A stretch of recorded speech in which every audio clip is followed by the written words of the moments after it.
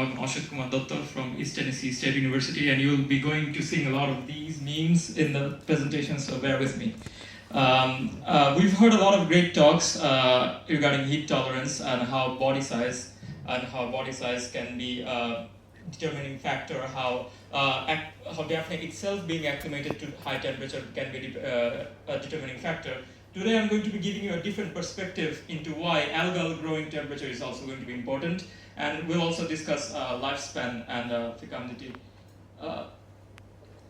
First of all, I'd like to introduce to you about xenohormesis. Basically, what doesn't kill you make you stronger, right? We all know that working out in the gym or running a marathon, for us, not for Daphnia, although it would be a nice experiment if someone can figure out how to do it, but it is beneficial. Stressing creates adaptation, which eventually increases fitness most of the time, not always. But no one likes to be stressed often. It would be nice if we could get the gains from the gym, but without going to the gym. Like we could get lifespan extension in Daphnia without actually calorie restricting them or making them suffer. So with that in mind, I'm going to introduce you to xenohormesis, which suggests that if food, or such as plants, photosynthetic organisms in general, algal cultures, if they are stress adapted, they would produce different metabolites, such as antioxidants and other chemical cues that are going to be important for the organisms that consume it, resulting and when the organisms consume it, it will create a stress adaptation. This might sound a bit far-fetched, but resveratrol, curcumin, from turmeric, these are all compounds of xenohormesis in plants, which are very important antioxidants for mammals such as us. And this concept of theory has not been tested in Daphnia, so let's see if this works or not. So let's talk about the research design, and this will be very brief because there's a lot of data to go over. But in general, we use Nanochloropsis, and we've grown as the algae and Daphnia Magna as our Daphnia organism, Daphnia species. And we've used 4 clonal variations from 4 different parts of the world, and we kept Daphnia in 3 different temperatures, 12 degrees, 20 degrees, and 28. And then we fed Daphnia with 3 different algal temperatures. 12, where Nanochloropsis grew best and was not stressed. 20, moderate stress, I would say, and then 25. One would ask a question, why would I keep Daphnia at 28 and Nanochloropsis at 25? The answer is we could not grow Nanochloropsis at 28. It just simply won't grow, or was not able to, so we dropped the temperature down to 25. So these are the treatments that we've used and the clones. Next, the first question, as I started with, is does consuming heat-acclimated algae inherently improve heat tolerance in Daphnia? And the answer is yes, but let me explain the context that are involved with it. Again, this is exposing Daphnia to 37 degrees Celsius, and this is time until immobilization. So what we see here is the following. These are when Daphnia were kept at 12. These are when Daphnia were kept at 28 and consuming different food. Oh, I should have mentioned in the research design slide that when you see D28A12, it means Daphnia was in 28 and algae was grown in 12. When you see D28A25, it means that Daphnia was grown in 28 and it consumed algae grown in 25. So we did see increased heat tolerance when Daphnia were already heat acclimated and they consumed heat acclimated algae compared when they are heat acclimated but did not consume heat acclimated algae.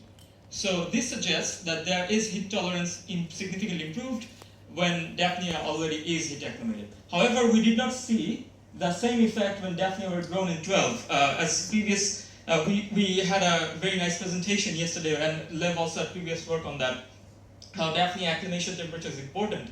And this suggests that when Daphnia is super sensitive, whether the food is acclimated or not, it doesn't really matter, but if Daphnia is fit, it will help. Now, the following question is very intuitive, is there an effect when their Daphnia is not heat sensitive and not heat acclimated, like the optimal or the general situation?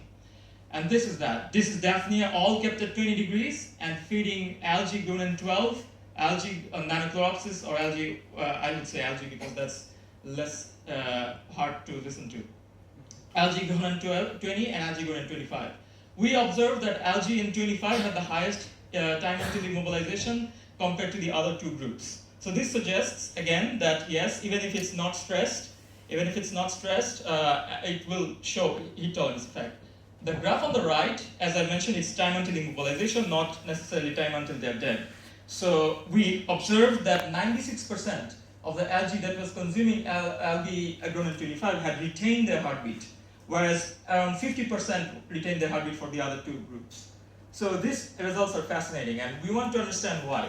But before I give you the final chapter of heat tolerance, we need to look at other things that are also interesting. And the common thing we always talk about is lifespan extension, and observe if there is a lifespan extension of the food effect. And again, there is a caveat to this, because we in stressed environments, by the way, these results are all not clone specific. All clones show the same effect, so there's no 4 different graphs, but in general just one. So what we observe here is the following. In stressed environment, whether that be in cold stress or heat stress, where Daphnia are kept at 28 and Daphnia are kept at 12, and feeding heat-stressed algae, they had significant higher longevity compared to Daphnia that was consuming algae growing in 12. If you see this y-axis, it goes up to 300 days. Me being 26-year-old, I've spent 1/26 of my life doing this experiment. So this was a long experiment. They lived a long day for in 12 degrees. Anyways, but although we see a lifespan extension here, we do not observe a lifespan extension when they are kept in optimal conditions. So the story we tell from here is that there is an effect of lifespan extension, but we do not see that in optimal or in general room temperature conditions. And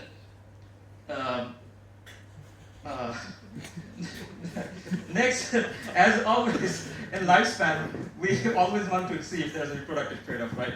So this is the following fecundity data. So the red is again 25 degrees Celsius algae consuming Daphnia, and this is 12 consuming Daphnia, and so on. These are stress environment, right? 12 and 28, at least for Daphnia Magna. So we observed that there was a dip in fecundity in life, which suggests that there is a reproductive trade-off. If you observe the graph on the right, my right, yes, so it does not have that reproductive trade-off, suggesting that reproductive trade-off was essential for the lifespan extension effect that we observed. But everything's cool. Like, we understand heat resistance, lifespan extension, and fecundity trade-offs, but let's try to mechanize this and why these things are happening in algae, in heat-acclimated algae. And the first most cliche question anyone can ask for life expectancy is, were there difference in antioxidants? We observed, by the way, I should explain that these are antioxidant levels in Daphnia, and these are antioxidant levels in algae. And we observed that yes, Daphnia consuming 25 degrees Celsius of algae had significantly lower amount of oxidation of their body PI that we've used, and algae grown at 25 also had lowest oxidation. When does anything have lowest oxidation? When there's a higher amount of antioxidants. So the takeaway message from here is that yes, there's a significant higher antioxidants in Daphnia and in algae. Daphnia that was consuming 25, and algae that was grown in 25. I should mention that these Daphnia were kept at room temperatures, by the way. These were not heat-acclimated Daphnias that we're talking about, like kept at 28. However, we did not see, would have been nice to observe, but we did not see any certain effect of lipid peroxidation. Lipid peroxidation was not significantly altered in this experiment. That gives us some idea of lifespan expectancy, but that does not completely provide any suggestion of heat tolerance. To understand heat tolerance, we analyzed fatty acid levels, and for that, Dr. Dominic was a crucial part of this. And we wanted to see what was the fatty acid composition of both nanochlorosis and the Daphnia to get an idea. Why would we want to analyze fatty acids? The idea behind this is the following, that we thought that since there's high levels of PUFA is often associated with membranes being more fluid. High levels of PUFA are often found in cold temperature algae, right? And so high levels of PUFA making membrane fluid in colder temperatures would impact heat tolerance and making them more heat sensitive or not heat resistant, opposite for the other groups. And this point will be driven home in the end in the conclusion part as well. But overall, these are the fatty acid PCAs that we've done, and we see there was significant difference of the different fatty acid groups in Nanochloropsis. I should say separated, and also in Daphnia. Daphnia, these are kept at 25. These are Daphnia that are consuming 25 degrees Celsius algae, 20 degrees Celsius algae. That is 25 Nanochloropsis, 12 Nanochloropsis, and 20 Nanochloropsis. So there's a lot of things to go over, but I'll keep things very short and focus on the gist part of it. There were more 12 pictures. I tried to minimize it as much as possible. We observe that saturated fatty acids, as expected, is higher in high temperature, and polyunsaturated fats, PUFAs, such as EPA, which is a 20 carbon containing 3 polyunsaturated bonds, and DHA, 22 carbon containing fatty acid with 6 unsaturated bonds, were the least in high temperature algae. This is algae, by the way. And we saw the same story where in C18 PUFA, when we took all PUFA and EPA alone. So overall, the story is yes, EPA is lower in heat acclimated algae. Does it trickle down in Daphnia? The answer is yes.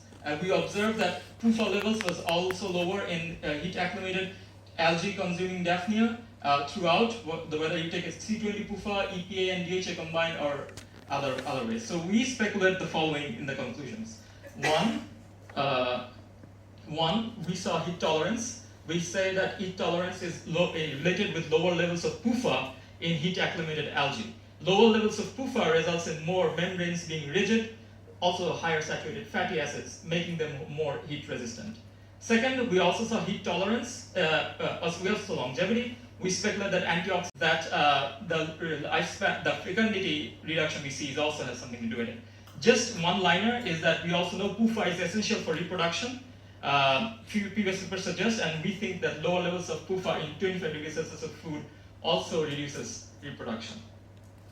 So with that said, I would like to thank my lab members and the funding team for making me able to come here and not being broke.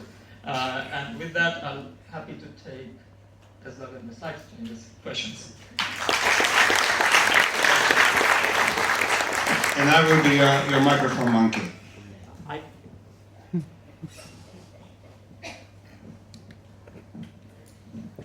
Yeah, Ashley, thanks a lot for very inspiring aspects from the talk. I just have 2 brief questions, the rest then comes in the coffee break. The first thing is you concluded that the decreased PUFA content from the algae is more or less translated into the Daphnia, but I saw this is not true for alpha-linolenic acid, C18 omega-3. Second, your conclusion is that there is less oxidized dye, and your conclusion was this points at that they have more antioxidants, but my alternative suggestion would be this could just be due to less PUFAs, which are very liable to being oxidized. To answer your first question regarding alpha-linolenic acid, there's a lot of literature suggests. Oops. Hello. It was okay. Okay. So I do know that there's a lot of literature suggests that PUFA is essential for a lot of stuff that Daphnia does. And I do say that PUFA levels are essential, but for the heat tolerance effect in 25 degrees, the PUFA levels that we observe does provide evidence of membrane stuff that I was talking about. So although I'm not saying that PUFA is essentially bad, but at least for the effect that we were seeing, PUFA was technically not the thing that we want in this case. I mean, in colder fish, we know that omega-3 fatty acids are essential for them. So it's not a story like PUFA is inherently bad. The second question of oxidized dye, I do think that's a good point, that PUFA could be just oxidized, but we also thought that could be the reason why that's the case, and we're not totally blowing that out, but we didn't see any difference in lipid peroxidation, as I mentioned in the next slide. So I'm not saying it's totally impossible, but that could be a reason why that's happening. But the data currently suggests otherwise. One more question. Bettina? Thank you very much. Very nice talk. Did you also measure cholesterol? Because it's the other component that goes up at warm temperatures and could also contribute to the homeostasis of the membranes at the higher temperature. Yes, that is true, and that is what this is. We analyzed sterols, and in Daphnia, we could not find any other sterols other than cholesterol. So we could not find a mechanism of sterols being different. What the mechanism of sterols, we're still not sure. However, this might not answer your question, but raise three more questions. We saw in Nanochloropsis a difference in fucosterol, yes, in 12 but there was nothing fucosterol on the other groups, and there was stigmosterol in heat-acclimated algae, and that was not seen in other. We could not really identify why that is and relate that with the results that we see. And since there's a lot of people who have a lot of idea with sterols, I think you also can help us to mechanize this. But we are not sure how this is related to the effects that we observe. All right, let's move to the next talk.